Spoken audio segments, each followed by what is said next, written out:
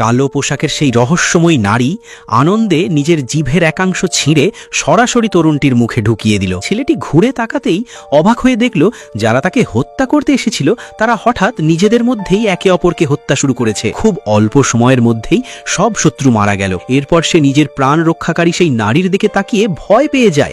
নারীর চেহারা এতটাই ভয়ঙ্কর ছিল যে সে লোকচক্ষুর আড়ালে নির্জন প্রান্তরে টানা 500 বছর লুকিয়ে কাটিয়ে দেয়। 500 বছর পর একদল লোক ভুল করে তার এলাকায় ঢুকে পড়ে। তাকে দেখেই তারা আতঙ্কে গুলি চালাতে শুরু করে, কিন্তু লোকটি শান্তভাবে হাতে থাকা মাটির পুতুলটা চেপে ধরতেই সামনে থাকা লোকগুলো হঠাৎ শ্বাস নিতে পারছিল না। সে যখন নিজের ক্ষমতা নিয়ে বেপরোয়া হয়ে উঠেছে ঠিক তখনই সেই কালো নারী আবার তাকে খুঁজে বের করে। কোনো দ্বিধা না করে সে লোকটির মুখে হাত ঢুকিয়ে নিজের হারিয়ে যাওয়া অর্ধেক জিভ টেনে বের করে আনে।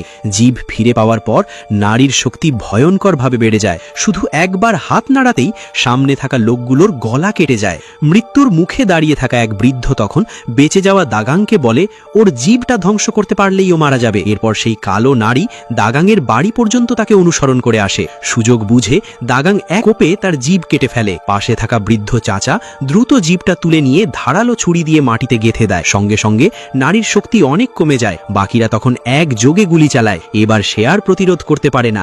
মৃত্যুর যন্ত্রণায় কাতর হতে হতে তার হাতে নিহত অসংখ্য মানুষের ছায়া একে একে তার শরীরের ওপর ভেসে উঠতে থাকে। অবশেষে তার পুরো দেহ ধীরে ধীরে গলে এক পুকুর কালো পানিতে পরিণত হয়, তারপর সম্পূর্ণ অদৃশ্য হয়ে যায়। এই রকম আকর্ষণীয় ভিডিও পেতে লাইক কমেন্ট করে দাও।